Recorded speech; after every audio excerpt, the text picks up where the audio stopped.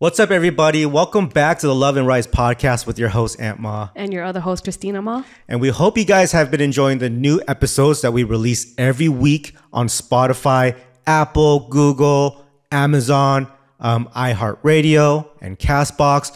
Anywhere you listen to podcasts, we're on it. So make sure you guys tune into new episodes every Wednesday at 6 a.m. They're full 1 hour episodes.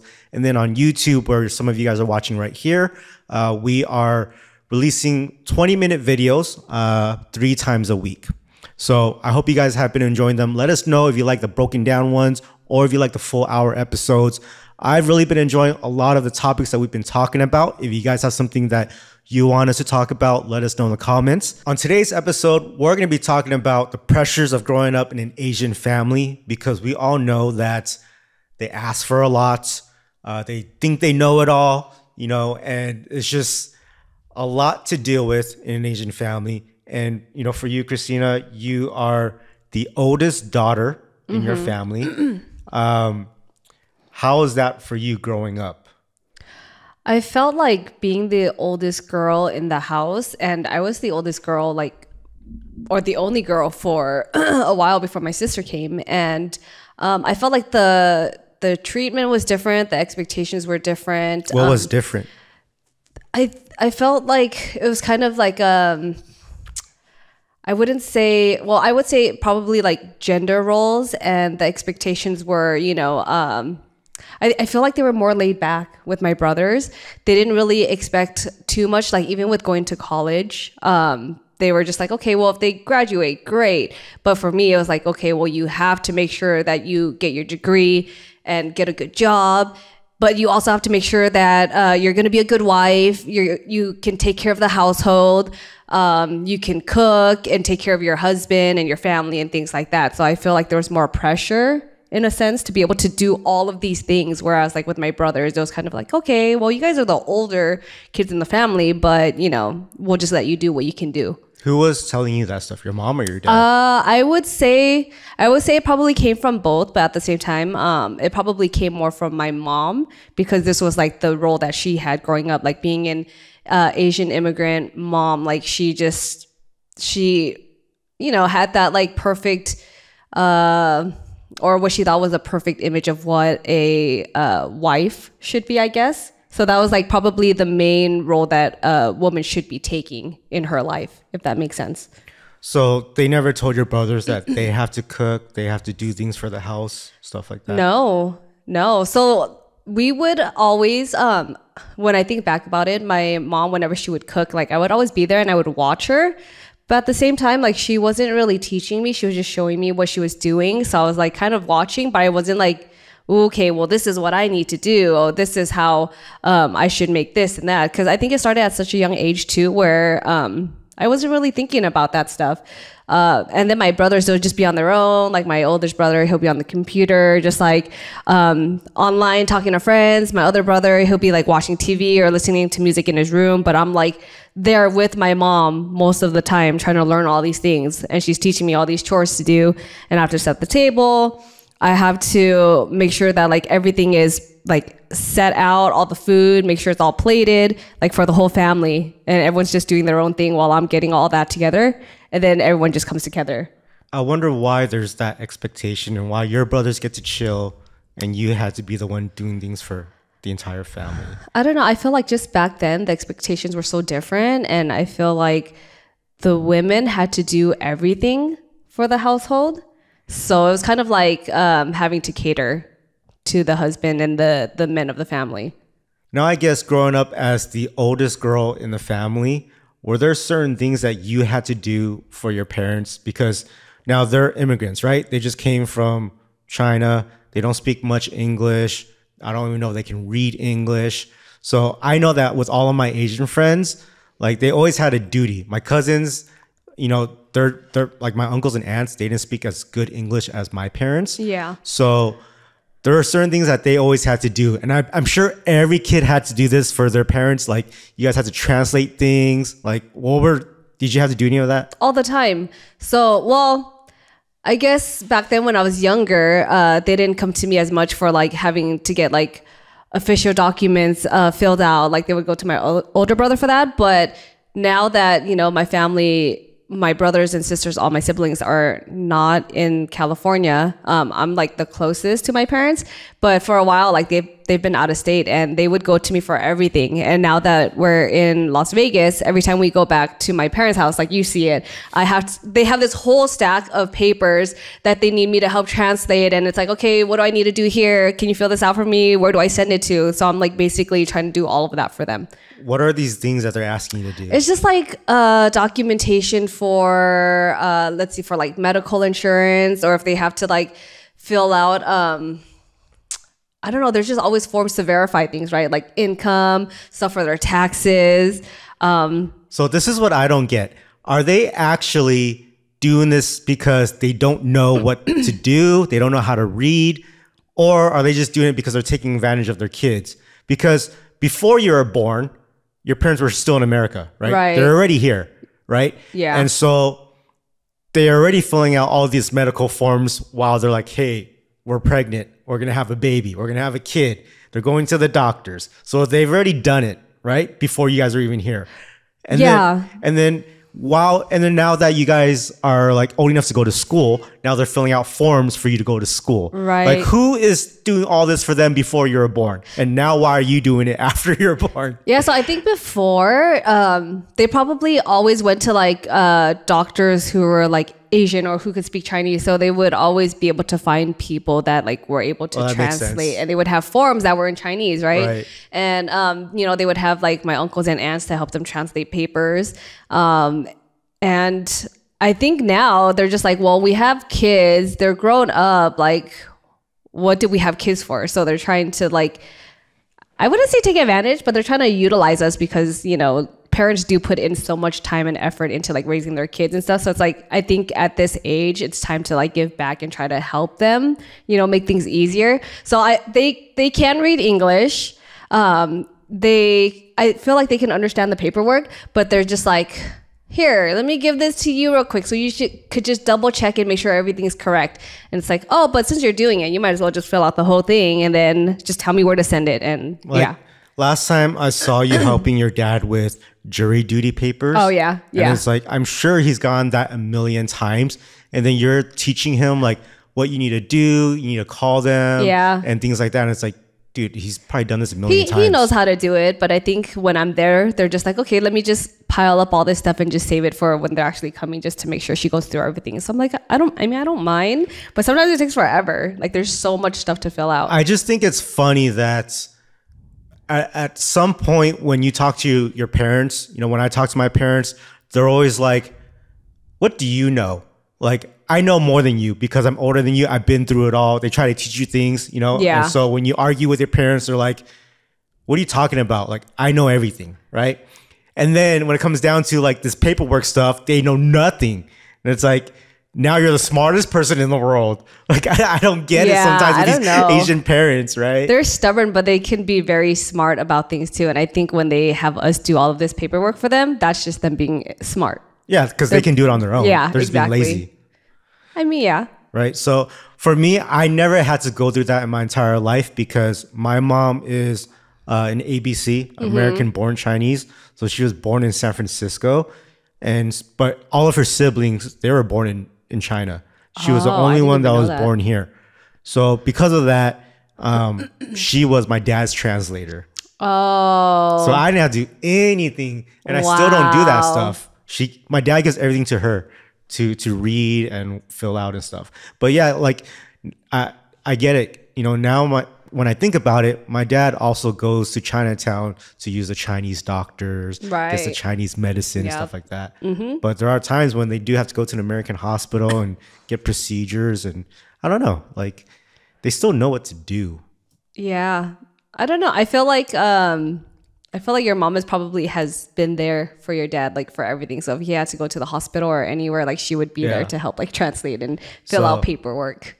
I guess I don't have that pressure that you had when you were a kid of, you know, making sure you read every single word of every mail that comes in.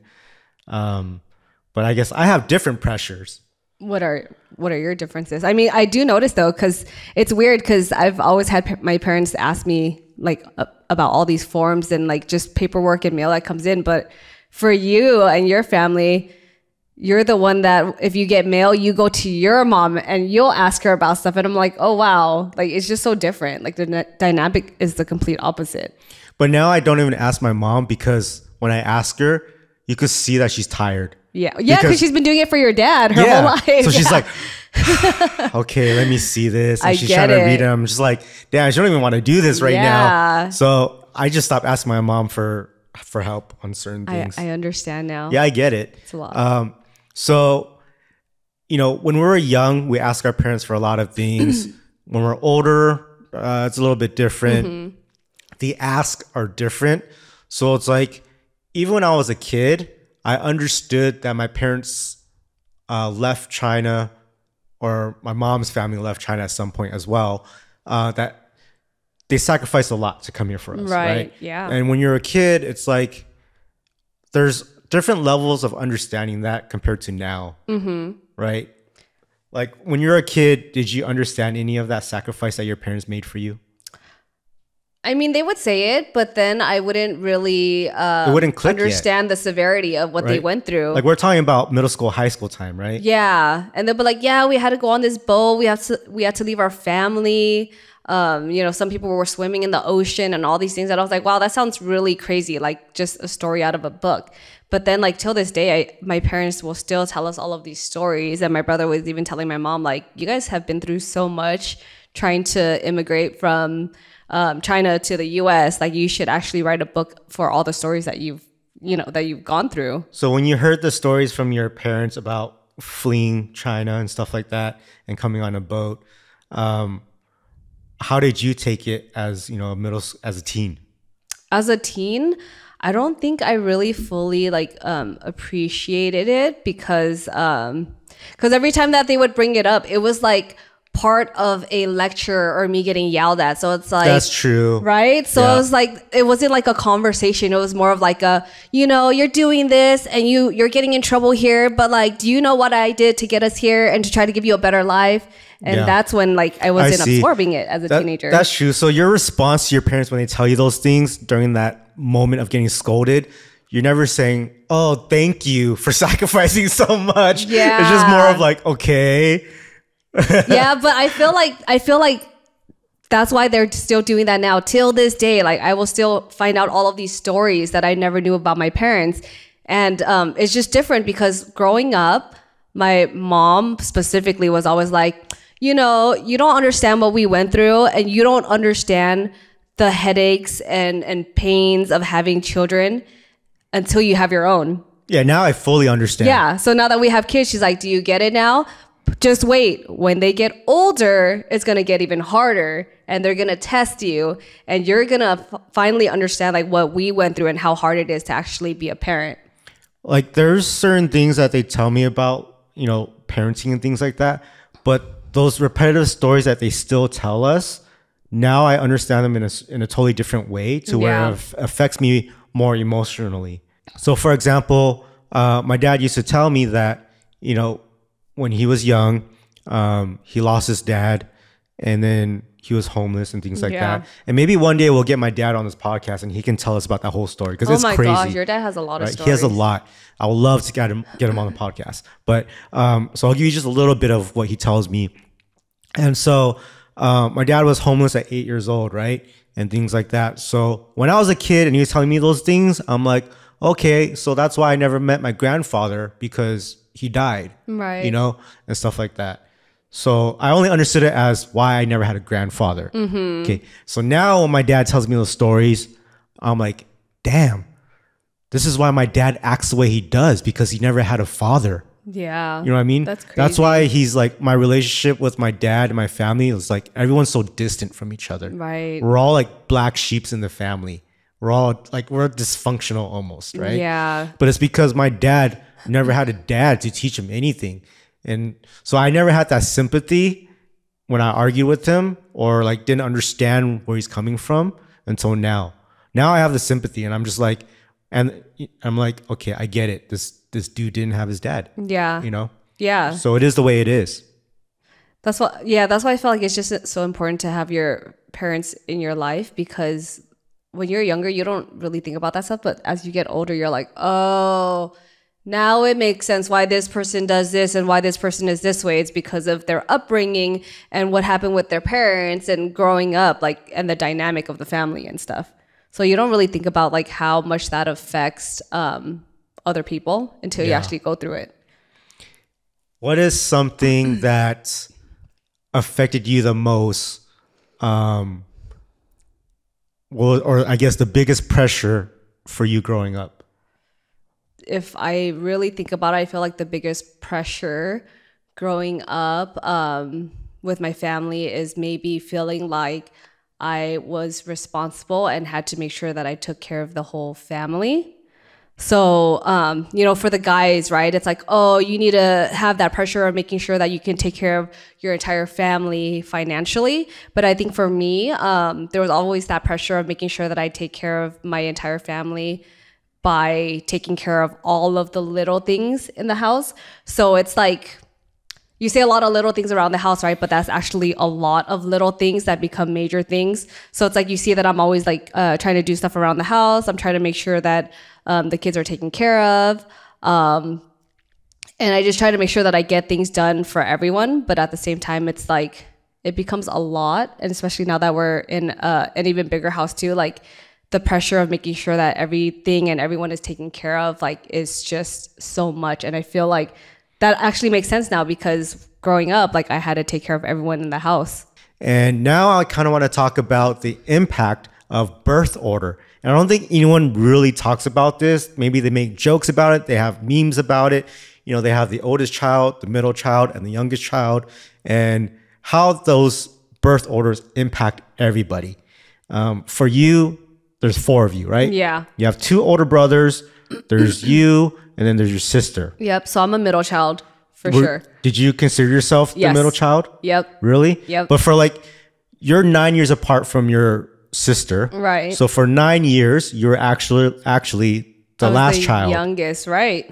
It never felt that way though. The more that I think about it, like, I don't think I ever had that like youngest child treatment, because I was the only girl. And I was, like, it was just, I don't know, it was just so different. And it's crazy because like after all these years, like, I finally came to that realization that I never had that treatment of being the youngest child because I was the only girl, if that makes sense. So they were just always hard on you. Yeah, they were always hard on me, like, no matter what.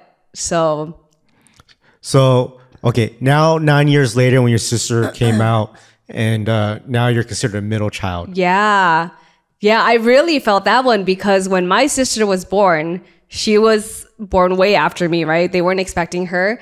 And that's when I really noticed like that the treatment was very different, because she was the baby of the family. She was the youngest girl, and they treated her so differently. Like, they spoiled her. Even when it came to like the language that we spoke and we learned growing up, we spoke that small village dialect, right? And then my parents realized, like, through 3 of us, like, hey, this language is not that common. Maybe we should treat Sarah differently and teach her a more common language that she can actually utilize and communicate with her peers. And I was just like, wow, like, my parents just, I don't know. It was just crazy. But like they spoiled her. The way that they raised us compared to her was completely different. They're very open with her. They're more flexible financially. Like, if she wanted stuff, they'll be like, here, what do you want to buy? Like, what do you need? What do you need for school? Oh, you want to just buy all these like toys and other things? Like, here you go, But for us, like, we had to work for everything. And even then, like, we didn't have money. So if we wanted something, like, we just didn't get it. So what I'm hearing right now is definitely the experience from a middle child, because everything is about your little sister right now. Right. And not about you. Yeah. So I can see that. And that's... Even till this day, right? You can still see that. I mean, I don't know. It's just... Yeah, I mean, she's the baby of the family. But I can see how you're just like, I'm the middle child. I don't get anything. And I get treated like this. And yeah. So... It's weird, because for me, I'm the youngest in the family. So I'm the third child. I have two older brothers. And so I was treated as, I don't know, it was really weird. I thought sometimes I felt like I was the middle child. Sometimes I felt like I was the only child. Sometimes I felt like the last child. But the last child as not being babied. The last child as it didn't matter anymore. Oh. So what I see as the baby in the family is I see the older brothers, especially the oldest one, getting everything he wants, getting treated the best. And I see that with your family too. Your mom treats your oldest brother the best. Yeah. And I also think that the oldest child has the most pressure growing up too. Like, because they have all these responsibilities. Like even for my brother, I know that he felt like he had all this pressure to have to like watch over us. He was basically like the third parent. Oh, so your brother did have pressure in his family. He had a lot of pressure. We just had different types of pressure. Right. So for him, he had to help discipline us. If my parents were busy working or they didn't have time, like he would have to be the one to step in and like set boundaries or tell us what to do. Or if we weren't listening, then he would have to like, I don't know, discipline us pretty much. So I feel like there was a lot of pressure there. And I think my mom and my parents understand that. And I feel like they kind of feel like it kind of like messed him up a little bit or traumatized him. So that's why the dynamic that you see now is them trying to like mend the relationship. And I think they understand each other more because it's almost like they kind of like had a partnership growing up, if that makes sense. Who, your older brother and your parents? Yeah. Oh, I see. Yeah, because everything that my parents go through in their lives, they confide in my brother. Or it's like if they want to do investments or if they want to make some business decisions or they want to think about what they want to do with like a trust or something in the future in case, you know, anything were to happen, they always go to my brother because they confide in him and try to get his advice and try to see like what they need to do, like to prepare the family for whatever happens in the future. That's true. There's so many things that my parents talk about with my oldest brother and they never talk to me about. Yeah. We're 5.5 years apart. So it almost feels like there's a whole generation gap. And so there's things that I don't find out till like a year later. Like, well, mom and dad didn't want to tell you this. And I'm like, the hell? Like, I don't even care. Like, yeah. Why do you guys always hide stuff? You know?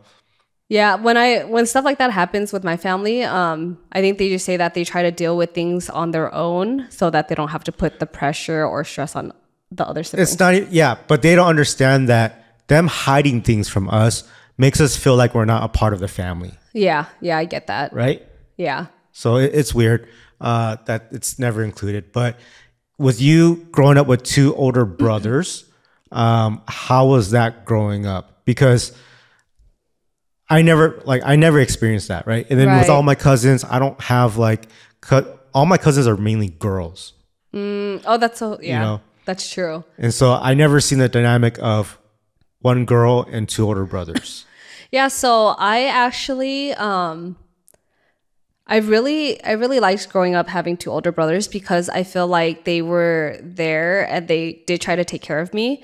In what way?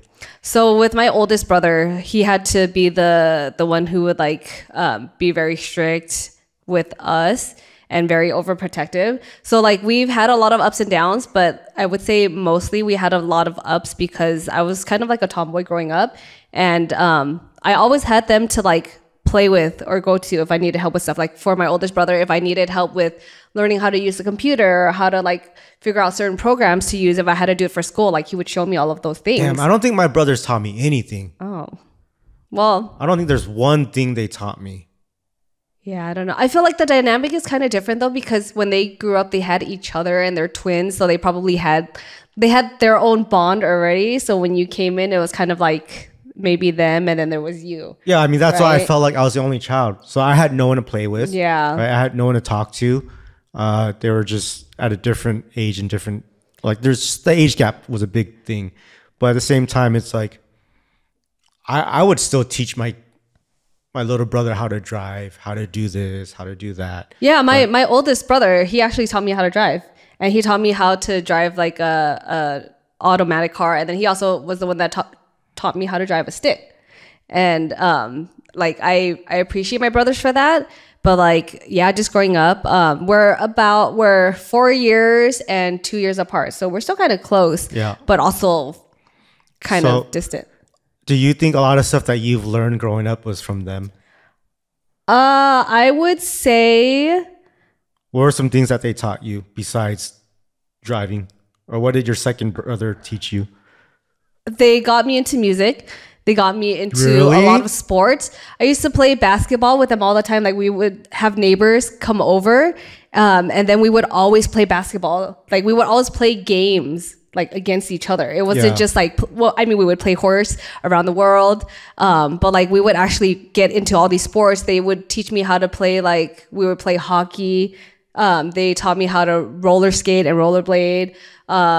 They basically taught me like everything that a kid learns growing up. Like my parents were there to help me too, but they're the ones who would like push me to keep going with them and try to keep up with them. Like even with riding bikes and stuff or riding a skateboard. And I remember there was this one time, like we're all playing on a ramp, like we built this crazy ramp in our driveway. And I remember going up on a bike, like everyone was doing it and I was trying to keep up with them. And then I went up and then I ate it really hard because I was trying to keep up with my brothers. But like they were, you know, they took care of me. And I feel like maybe that's why I'm as tough as I am too. Because even with that fall and stuff, like they would just like laugh it off and they'll be like, get up and they'll make sure I'm okay. But like they would just teach me to like stick it out and stuff. Nice. So, yeah, that sounds like real brothers. My brothers, I don't remember anything that they could have taught me. What about, maybe they have, but I don't know. I was too young. Well, one of your brothers taught you how to go to a rave, right? That was your first. Yeah, that's the only thing that was taught was going to a rave. What about when it came to school? So like if you needed help with homework and reading materials and stuff, like who helped you with that?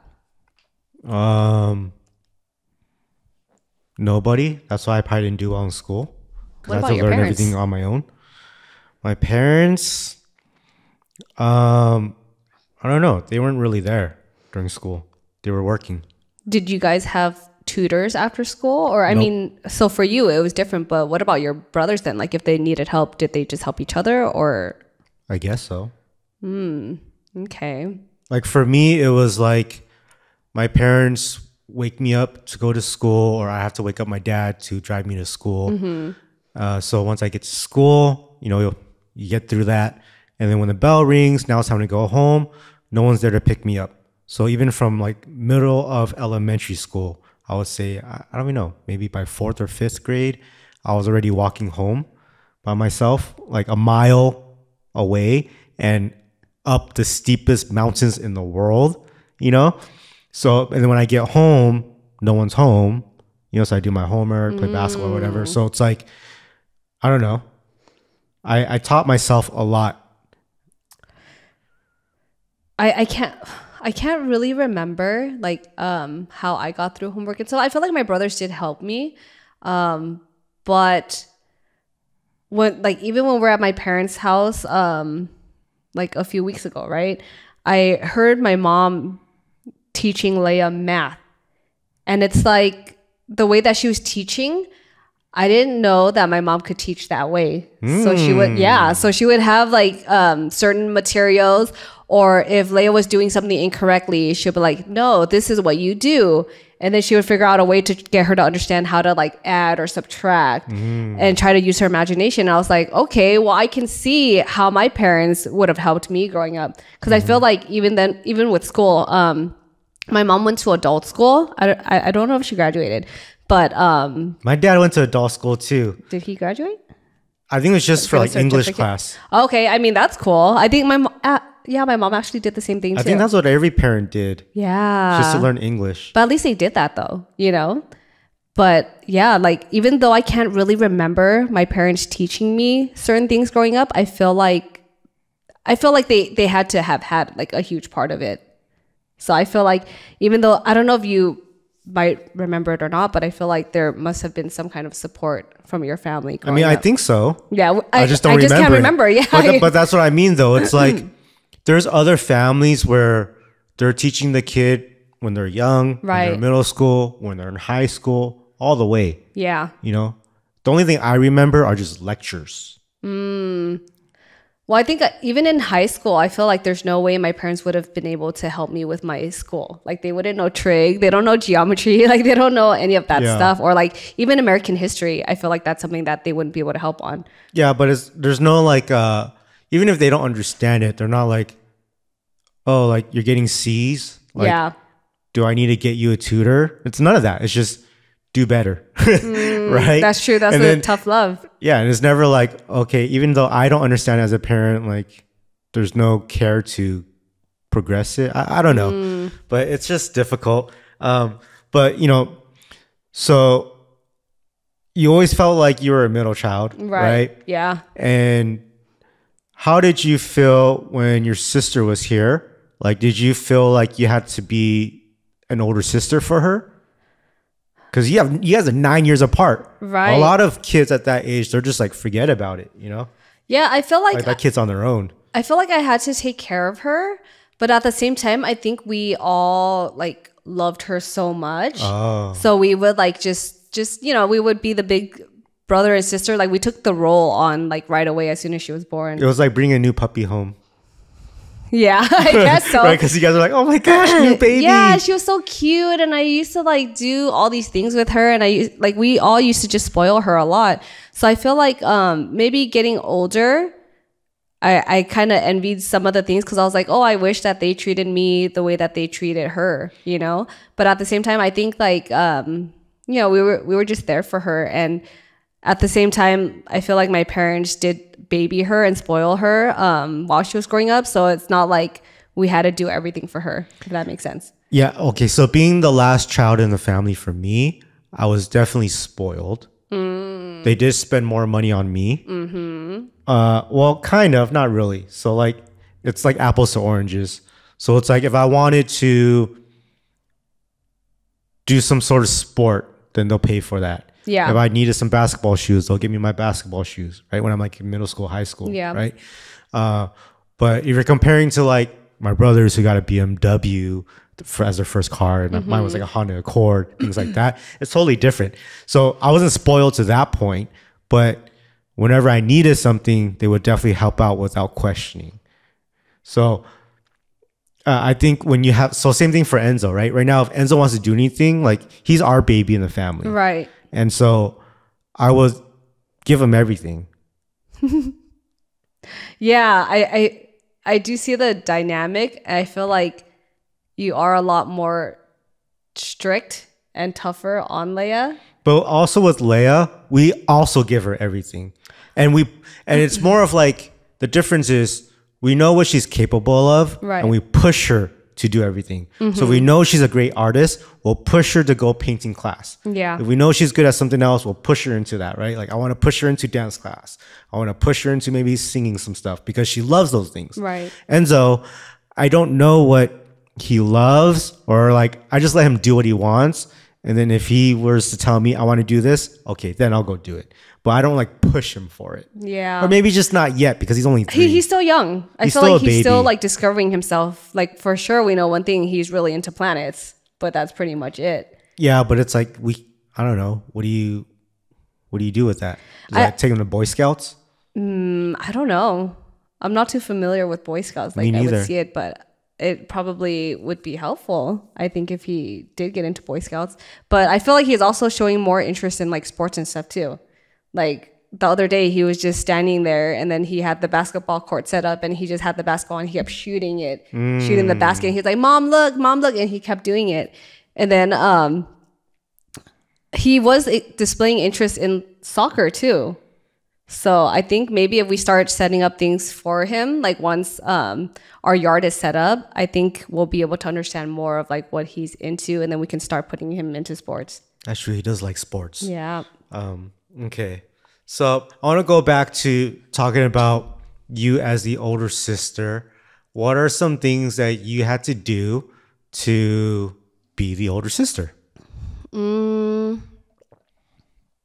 To be the older sister? I feel like I was doing things that I was like doing for our kids pretty much. I was like helping her with food. I was So you're being her mom? kind of in a sense, but I think I was just being a big sister for her. And because my mom was working all the time and my dad was out working, like my mom, she was working at home pretty much, but she would like be in the garage or wherever she was like sewing. And then with my sister, I would be there to like help her with food, or like if we're taking baths and stuff, like I would just give her a bath, or I would take a bath with her, you know, just because I don't know, that's just the way that we would bond and just take care of each other and stuff. So I don't know, like it would just be like helping her get dressed, like fundamentals and stuff, and trying to teach her things and play with her. Like if she had dolls, I would play with her and teach her how to like do certain things, if that makes sense. I guess you can remember all this because when she was like 3 or 12 or something. Yeah, I just remember like really being so happy to have a little sister. Oh, that's cool. Yeah, I was looking forward to it. So when she was here, I was like doing everything with her. So the way that you see me with the kids now, especially with me and Leia, because she's getting older, like you see that bond that we have. Yeah. And I like actually enjoy like being with her and trying to play with her and trying to teach her all of these things, because like that's just our bond. I actually never thought of it that way for myself. So because I was growing up as the last child and the only child, when my brothers never played with me, I would play by myself, right? So I had no one to play basketball with. They don't play video games with me, or they try to, and I'll beat them, and they're like, forget it, I don't want to play anymore. And then I've never thought like, hey, what if I had a little brother or sister? Then would I have a lot more fun? Probably. Or someone to play with. But I never thought that. I just always had like, that was just the end. Like, okay, I'm the only child. That's it. Yeah. So I never got that feeling that you had. Or maybe your sister doesn't either because she's the last child. I think all last childs don't get this other, like it just stops. Yeah, I feel like they get spoiled in all these other ways, but at the same time, yeah, like they still have that like youngest child syndrome that you're talking about. What is this youngest child syndrome? I don't know. I mean, it's just everything that you're describing. Like, because even for her, like, I know that she talks about not wanting to have kids.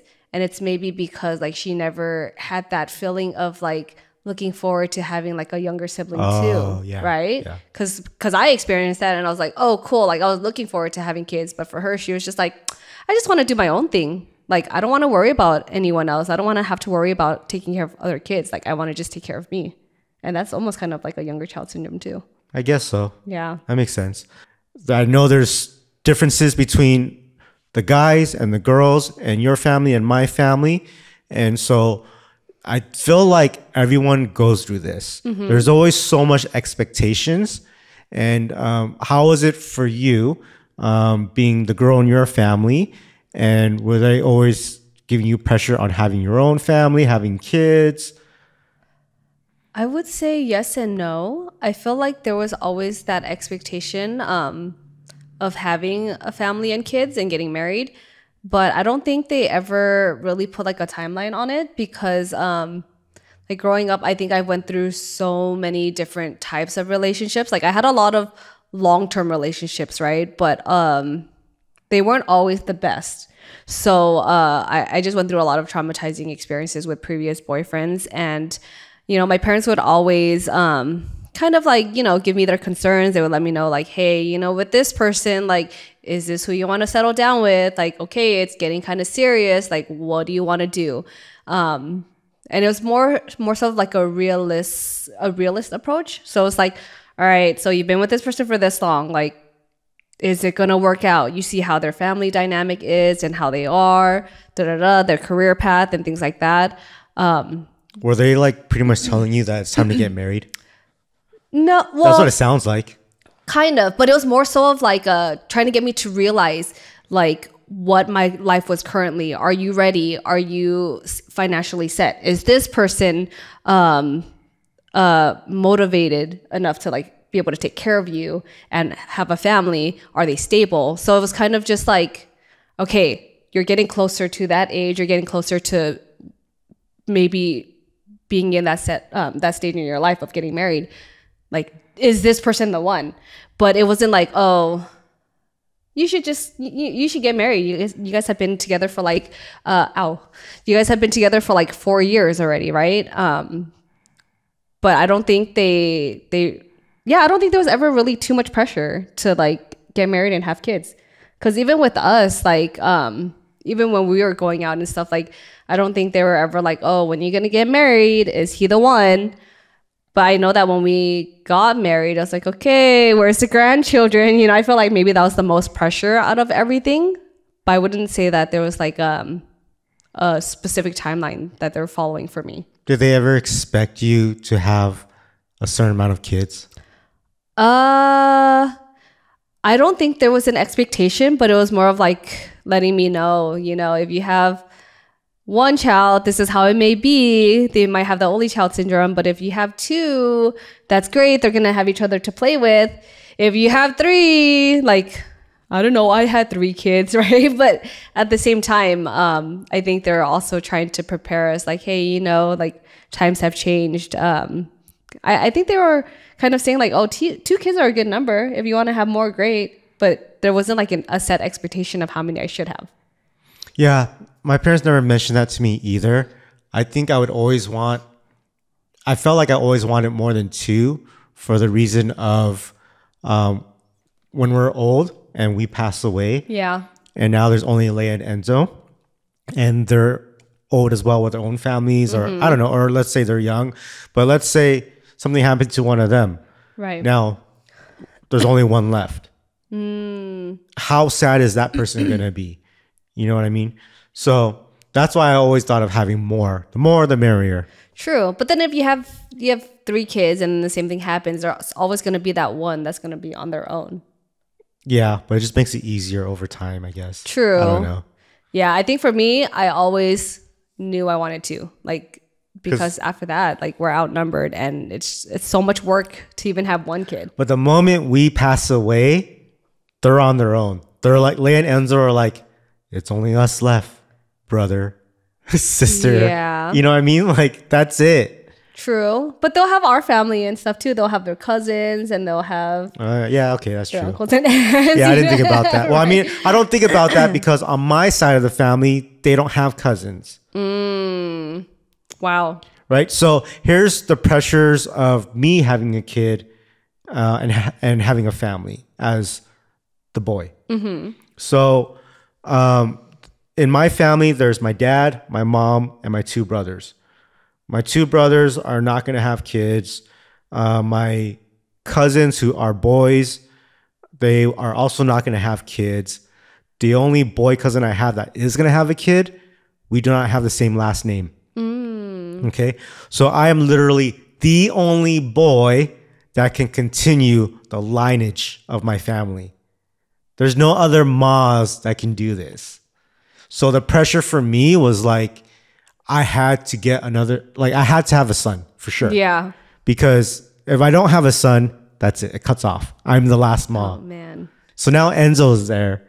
Now Enzo has to keep it going. Now he has to deal with the pressure that you went through. So like if Leia has a boy or a girl, it doesn't matter. She can have whatever she wants, right? Right. Because her name's going to change. But Enzo's name's not. Only if she wants it to. Yeah, I don't know. Right? Yeah. Leia's a really strong girl. So I don't know if she ends up keeping our last name, I wouldn't be surprised. Maybe I should tell her to keep her last name. But then how does that work? If she keeps her last name, then what does her kid do? They have a hyphen name? It really depends. It just depends on preference. You can have they can have whatever last name they want. I see a bunch of kids who have like completely different last names from their parents, which is really weird to me. What? How? I don't know. Yeah. Or it's like people who have multiple parents, like they'll have the other dad's name. So then when you have like their mom with the new husband, you're like, who does this kid belong to? You know? So, I mean, that's just how it is now. I know. We're old school. Yeah, I don't know. I just try to keep it simple.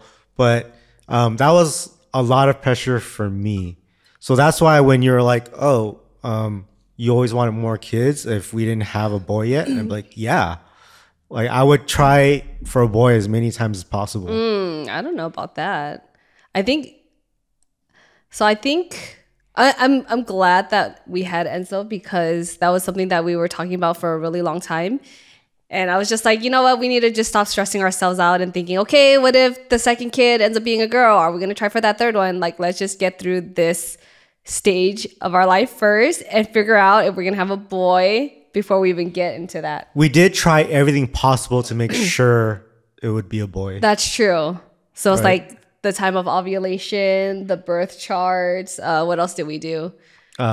Positions. Trying. Yeah, there's just so many different ways of doing it where so if you don't know what we're talking about, like there's just all these different types of methods that you can take to try to figure out, okay, what is the best time to try, what time of day, how often, right, to try to get a boy. And it actually worked. And okay, tell them what position you had to be in to try and have a boy. I don't even remember. I don't remember either. Yeah. Okay, don't answer it then. Okay, I feel like it was probably just missionary. No, I don't know. Anyway, but it worked. So everything that we did, like we predicted it, and it ended up that we had our boy. So like no pressure for you. And even for my parents, my mom always told me that I hope you get a girl for your first child because the oldest girl of the family will always stay and try to take care of the parents and the family. Because I know for the boys, like once you turn 18 or you're old enough to move out, you're gone, right? Doesn't mean that we'll come back though and take care of the family. True, but I guess it's just a different type of bond, and I can kind of already see that. Like the bond that I have with Leia, she's very nurturing, and she already is trying to care for like Enzo and for all of us. Like she's always trying to. She's like me, right? It's like, Dad, eat this, try this, come on, have some, it's good for you, and you're like, no, that's just what we do. Like it's in our nature to be nurturing and to make sure everyone is taken care of. Is that why Enzo says no to everything? Is it because he's just a boy? Probably. He's in this phase right now where Enzo just goes, no, yep, no. Yeah, that's what I'm saying. I can see the difference between the genders. Yeah. So it's like she'll keep trying, and he's like, just no, like. You guys just shut it down, Yeah. So okay, I guess it is a boy thing. So now that we have kids, are there more pressures with the way we raise our kids by our families? Like, I know that there's aunts and uncles, there's friends, and they say, "Oh, does your kid know Chinese?" Yeah. I'm not talking about the culture because they know that. We have the traditions, we teach them the culture, but the actual language, like we don't speak the language at home. We do like little words here and there, like broken. The food we do speak in Chinese, but it's like we don't do the everyday things in Chinese. So it's like, do you think there's that pressure from your family?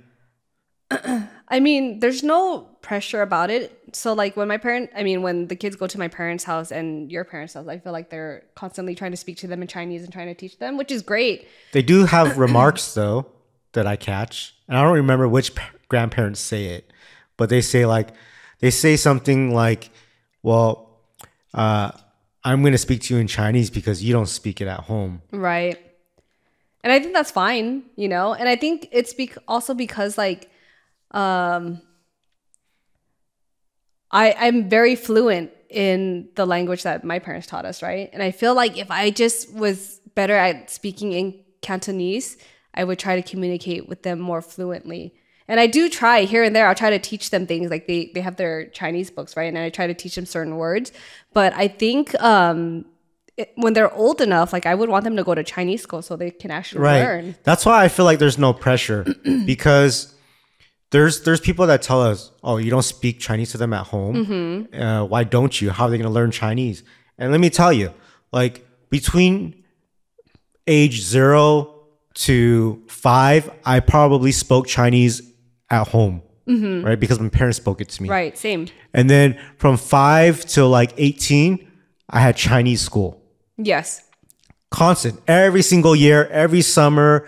When I got to high school, I chose Mandarin as my language, at an American school. So I did Chinese for 18 years of my life.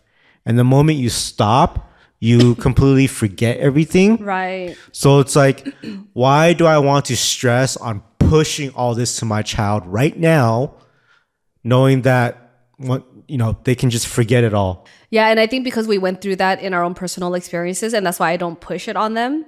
So, I just teach them things here and there. But even for me, like when I was speaking like Hakka at home, like I was speaking it fluently with my parents, like always, until I was teaching them how to speak English more, and then we would practice at home.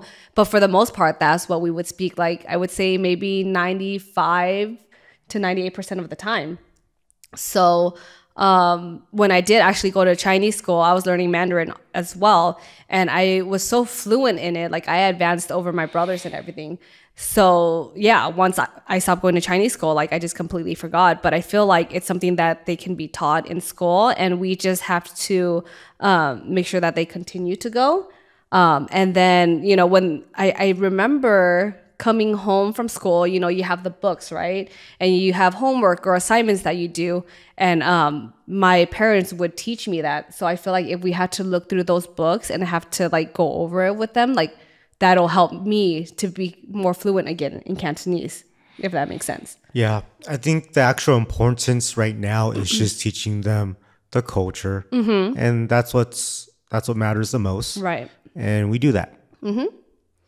Yeah, I think it's important to teach them English right now because they go to school, everyone's speaking English.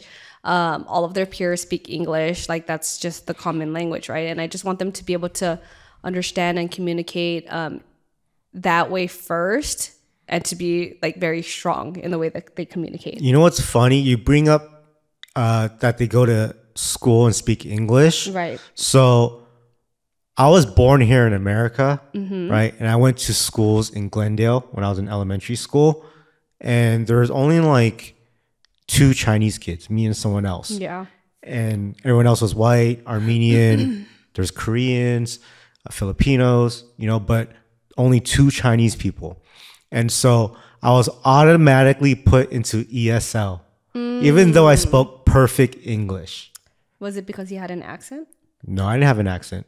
Oh. It's because I was Chinese. Oh. And they just assumed that I didn't know English. Wow. So usually they're supposed to test you for that. Well, I had a few weeks of ESL, and so I think my parents told them. Oh, that's interesting. I never experienced that.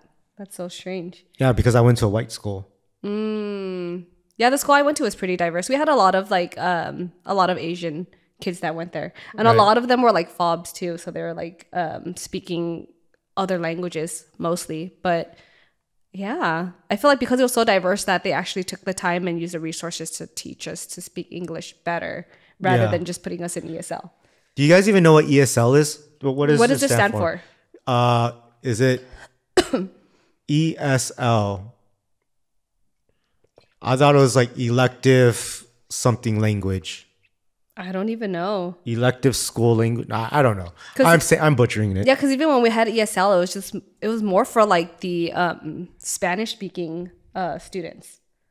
Yeah, I don't think I knew of any Asian kids that. Wow, so you went to an Asian dominant school, and they put all the Mexicans in ESL? No, I went to I would say it was like more Hispanics. Oh, I see. Yeah, more Hispanics, but we had a lot of Asians too. It wasn't like just 2 out of like however many students. Yeah.